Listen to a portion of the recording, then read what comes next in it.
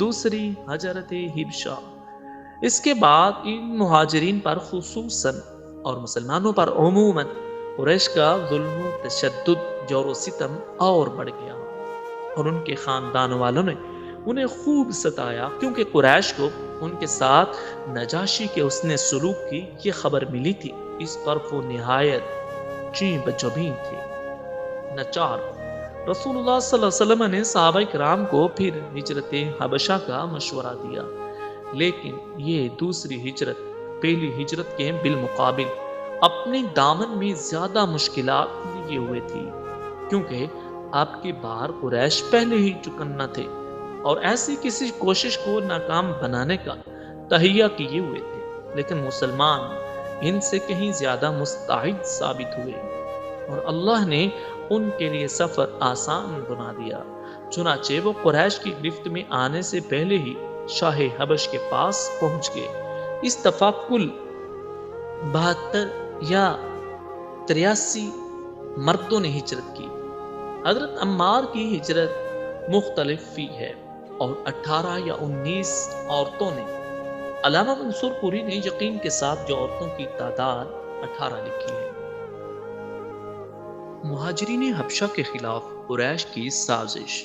مشرکین کو سخت قلق تھا کہ مسلمان اپنی جان اور اپنا دین بچا کر ایک پرامن جگہ بھاگ گئے ہیں، لہذا انہوں نے عمر بن عاص اور عبداللہ بن ربیعہ کو، جو گہری سوجھ بوجھ کے مالک تھے اور ابھی مسلمان نہیں ہوئے تھے، ایک اہم سفارتی مہم کے لیے منتخب کیا اور ان دونوں کو نجاشی اور بطریقوں کی خدمت میں پیش کرنے کے لیے بہترین تحفے اور ہدیے دے کر حبش روانہ کیا۔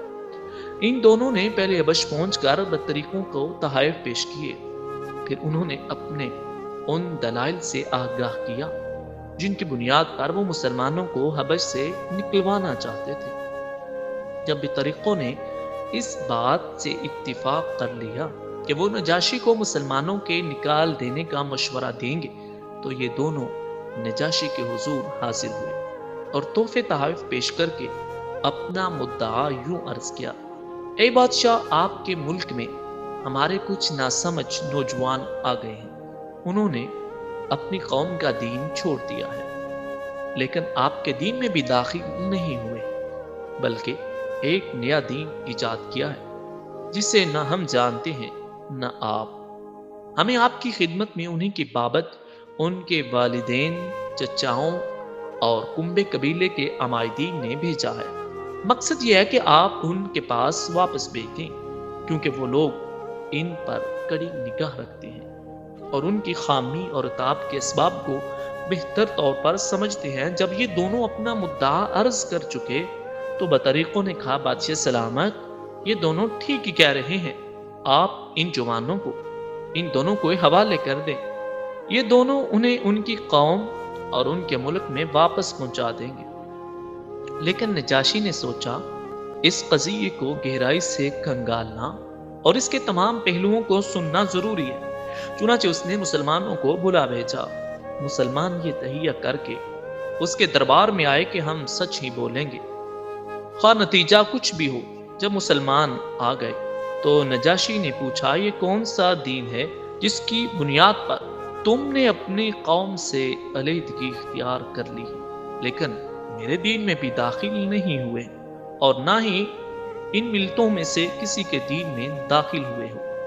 مسلمانوں کے ترجمان حضرت جعفر بن ابی طالب رضی اللہ عنہ نے کہا: اے بادشاہ، ہم ایسی قوم تھے جو جاہلیت میں مبتلا تھی، ہم بت پوجتے تھے، مردار کھاتے تھے، بدکاریاں کرتے تھے، قرابت داروں سے تعلق توڑتے تھے، ہمسایوں سے بدسلوکی کرتے تھے، اور ہم میں سے ایک طاقتور کمزور کو کھا رہا تھا۔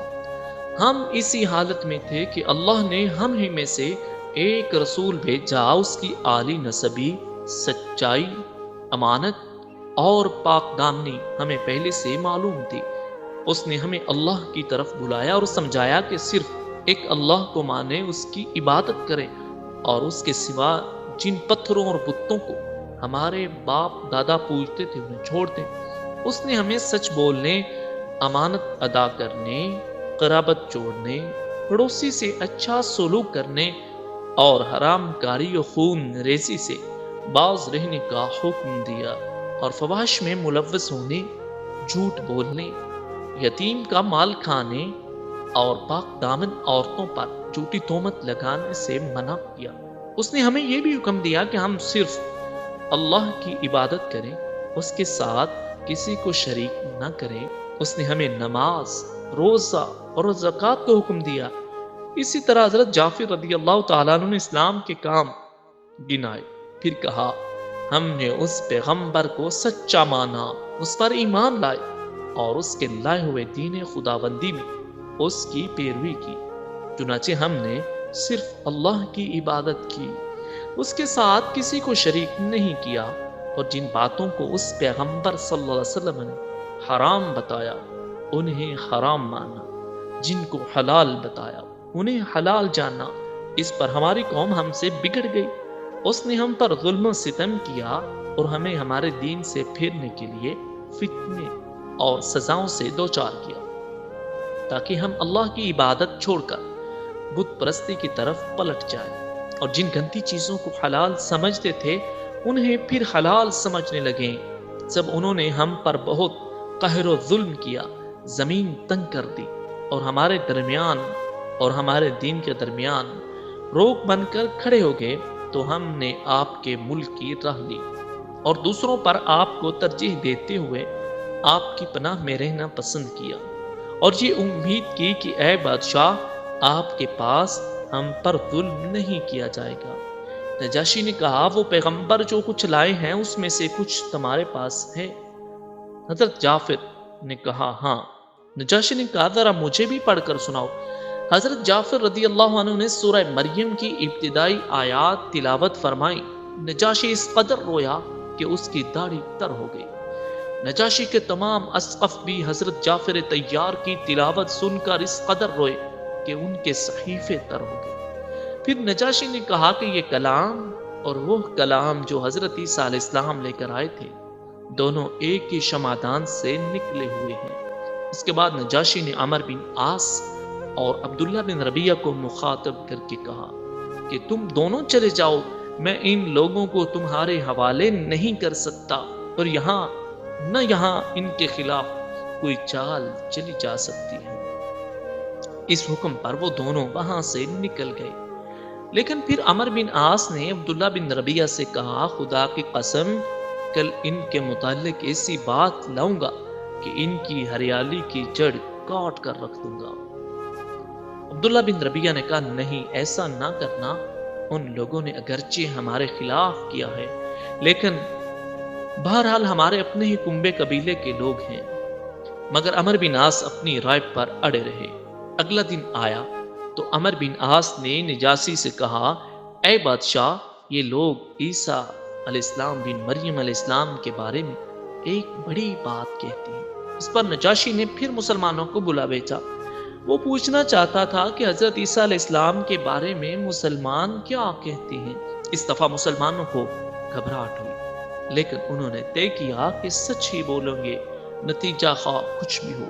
چنانچہ جب مسلمان نجاشی کے دربار میں حاضر ہوئے اور اس نے سوال کیا تو حضرت جعفر رضی اللہ تعالیٰ عنہ نے فرمایا ہم عیسیٰ علیہ السلام کے بارے میں وہی بات کہتے ہیں جو ہمارے نبی صلی اللہ علیہ وسلم لے کر آئے ہیں، یعنی حضرت عیسیٰ علیہ السلام اللہ کے بندے، اس کے رسول، اس کی روح اور اس کا وہ کلمہ ہے جسے اللہ نے کمواری پاک دامن حضرت مریم علیہ السلام کی طرف القاء کیا تھا۔ اس پر نجاشی نے زمین سے ایک تنکا اٹھایا اور بولا خدا کی قسم جو کچھ تم نے کہا ہے حضرت عیسیٰ علیہ السلام اس سے اس تنکے کے برابر بھی بڑھ کر نہ تھے۔ اس پر بطریقوں نے ہوں نہ کی آواز لگائی۔ نجاشی نے کہا اگرچہ تم لوگ ہوں نہ کہہ دو کہو۔ اس کے بعد نجاشی نے مسلمانوں سے کہا جاؤ تم لوگ میرے قلم رو میں امن و امان سے ہو، جو تمہیں گالی دے گا اس پر تاوان لگایا جائے گا۔ مجھے گوارا نہیں کہ تم میں سے میں کسی آدمی کو ستاؤں اور اس کے بدلے مجھے سونے کا پہاڑ مل جائے۔ اس کے بعد اس نے اپنے حاشیہ نشینوں سے مخاطب ہو کر کہا، ان دونوں کو ان کے ہدیے واپس کر دو، مجھے ان کی کوئی ضرورت نہیں۔ خدا کی قسم، اللہ تعالیٰ نے جب مجھے میرا ملک واپس کیا تھا تو مجھ سے کوئی رشوت نہیں لی تھی کہ میں اس کی راہ میں رشوت لوں، نیز اللہ نے میرے بارے میں لوگوں کو بات قبول نہ کی تھی۔ حضرت ام سلمہ رضی اللہ عنہا جنہوں نے اس واقعے کو بیان کیا ہے، کہتی ہیں اس کے بعد وہ دونوں اپنے ہدیے تحفے لیے بے آبرو ہو کر واپس چلے گئے اور ہم نجاشی کے پاس ایک اچھے ملک میں ایک اچھے پڑوسی کے زیر سایہ مقیم رہے۔ یہ ابن اسحاق کی روایت ہے۔ دوسرے سیرت نگاروں کا بیان ہے کہ نجاشی کے دربار میں حضرت عمر بن عاص کی حاضری جنگ بدر کے بعد ہوئی تھی۔ بعد لوگوں نے تطبیق کی یہ صورت بھی بیان کی ہے کہ حضرت عمر بن عاص نجاشی کے دربار میں مسلمانوں کی واپسی کے لیے 2 مرتبہ گئے تھے، لیکن جنگ بدر کے بعد حاضری کے ضمن میں حضرت جعفر رضی اللہ عنہ اور نجاشی کے درمیان سوال و جوابات کی جو تفصیلات بیان کی جاتی ہیں وہ تقریباً وہی ہیں جو ابن اسحاق نے ہجرت حبشہ کے بعد کی حاضری کے سلسلہ میں بیان کی ہیں۔ پھر ان سوالات کے مضامین سے واضح ہوتا ہے کہ نجاشی کے پاس یہ معاملہ ابھی پہلی بار پیش ہوا تھا، اس لیے ترجیح اس بات کو حاصل ہے کہ مسلمانوں کو واپس لانے کی کوشش صرف ایک بار ہوئی تھی اور وہ ہجرت حبشہ کے بعد تھی۔ بہرحال مشرکین کی چال ناکام ہو گئی اور ان کی سمجھ میں آ گیا کہ وہ اپنے جذبہ عداوت کو اپنے دائرہ اختیار ہی میں آسودہ کر سکتے ہیں، لیکن اس کے نتیجے میں انہوں نے ایک خوفناک بات سوچنی شروع کر دی۔ در حقیقت انہیں اچھی طرح احساس ہو گیا تھا کہ اس مصیبت سے نمٹنے کے لیے اب ان کے سامنے 2 ہی راستے رہ گئے ہیں، یا تو رسول اللہ صلی اللہ علیہ وسلم کو تبلیغ سے بزور طاقت روک دیں یا پھر آپ صلی اللہ علیہ وسلم کے وجود ہی کا معاذ اللہ صفایا کر دیں۔ لیکن دوسری صورت حد درجہ مشکل تھی، کیونکہ ابو طالب آپ صلی اللہ علیہ وبارک وسلم کے محافظ تھے اور مشرکین کے عزائم کے سامنے آہنی دیوار بنے ہوئے تھے۔ اس لیے یہی مفید سمجھا گیا کہ ابو طالب سے 2 باتیں ہو جائیں۔ ابو طالب کو قریش کی دھمکی۔ اس تجویز کے بعد سرداران قریش ابو طالب کے پاس حاضر ہوئے اور بولے، ابو طالب، آپ ہمارے اندر سن و شرف اور اعزاز کے مالک ہیں، ہم نے آپ سے گزارش کی اپنے بھتیجے کو روکیں، لیکن آپ نے نہیں روکا۔ آپ یاد رکھیں، ہم اسے برداشت نہیں کر سکتے۔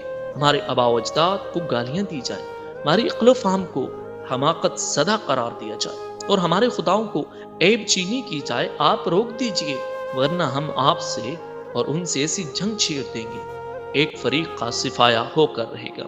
ابو طالب اس زوردار دھمکی کا بہت زیادہ اثر نہیں ہوا اور انہوں نے رسول اللہ کو بلا کر بھیجا، بھتیجے تمہاری قوم کے لوگ میرے پاس آئے تھے اور ایسی باتیں کہہ گئے، اب مجھ پر اور خود پر اپنے آپ پر رحم کرو، اس معاملے میں مجھ پر اتنا بوجھ نہ ڈالو جو میرے بس سے باہر ہے۔ یہ سن کر رسول اللہ صلی اللہ علیہ وسلم نے فرمایا، اب آپ صلی اللہ علیہ وسلم کے چچا بھی آپ کا ساتھ چھوڑ دیں گے، وہ بھی آپ کی مدد سے کمزور پڑ گئے ہیں، اس لیے فرمایا، چچا جان، خدا کی قسم، اگر یہ لوگ میرے داہنے ہاتھ میں سورج بائیں ہاتھ میں چاند رکھ دے، میں اس کام کو اس حد تک پہنچائے بغیر چھوڑ دوں کہ یا تو اللہ اسے غالب کر دے یا میں اسی راہ میں فنا ہو جاؤں، تو نہیں چھوڑ سکتا۔ اس کے بعد آپ کی آنکھیں اشک بار ہو گئی، آپ صلی اللہ علیہ وسلم رو پڑے اور اٹھ کے جب واپس ہونے لگے تو ابو طالب نے پکارا اور سامنے تشریف لائے تو کہا، بھتیجے جاؤ، جو چاہو کہو، خدا کی قسم میں تمہیں کبھی بھی کسی بھی وجہ سے چھوڑ نہیں سکتا۔ واللہ لن یصلوا الیک بجمعہم حتی اوسط فی التراب دفینا فاستع بامرک ما علیک غضاضۃ وابشر وقر بذاک منک عیونا۔ بخدا وہ لوگ تمہارے پاس اپنی جمعیت سمیت بھی ہرگز نہیں پہنچ سکتے، یہاں تک کہ میں مٹی میں دفن کر دیا جاؤں، تم اپنی بات کھلم کھلا کہو، تم پر کوئی قدغن نہیں، تم خوش ہو جاؤ اور تمہاری آنکھیں اس سے ٹھنڈی ہو جائیں۔